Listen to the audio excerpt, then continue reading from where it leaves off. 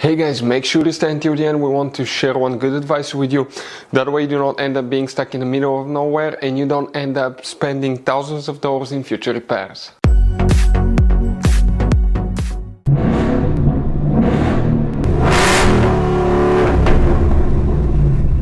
Hey guys, welcome back to Free Car Repair. Thank you guys for watching and subscribing to the channel. Today will be super helpful video to any of you having a Ford Edge, that generation here from year 2010 to year 2014. If you need to find where the rear driver's side window fuse is located, where you can find the rear driver's side window fuse, where you can guys buy cheap parts, tools, fuses, relays at a good price, quick shipping, that way you do not waste money and time, why it's always a good idea to test fuses and relays, all that will be covered absolutely free for your convenience. Make sure to stay until the end. Before we start guys, let us tell you a little bit about us. Every single car we get here at the garage guys, we try to make at least 200 to 300 free repair videos. We take them completely apart on our YouTube channels. We show you how to fix transmissions, engine codes. This channel specifically will be for fuses guys. And we have more than 14,000 free repair videos on our YouTube channels that can save you thousands of dollars in future repairs.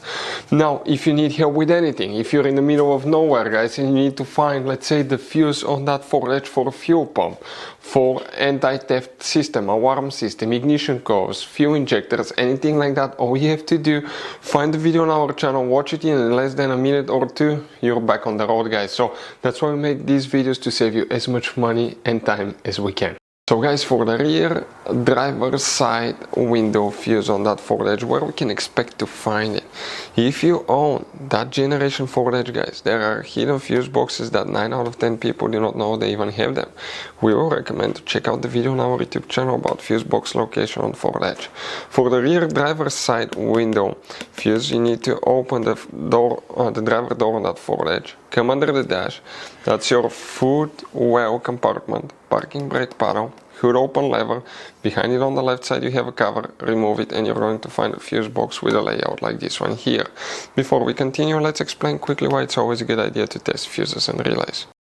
So let me explain why it's super important guys to test fuses. Fuses, not often you can see if they're burnt or they're good. Sometimes they may seem perfectly fine, you think it's a good fuse, you put it back in and you end up spending money and time on parts and problems that do not exist guys, when all you had to do, test your fuse, find out it's bad, replace it, fix your problem. So we will have a video how to test a fuse, okay, different kinds of fuses, and how to test relays guys. We're going to put the link in the description of the video below specifically to that video. Please check it out.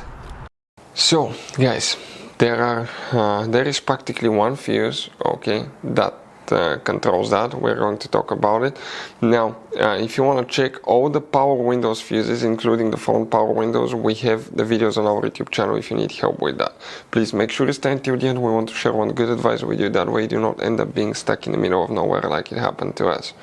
If you come in that very last row right here from left to right, the last row, you see that metal fuse right here guys, okay, that's fuse number 48, okay, that's a circuit breaker fuse, 30 fuse, that's the one guys, okay, that you will need to check if you have a problem with the rear window that doesn't work and you need to find the rear window fuse on Ford Edge.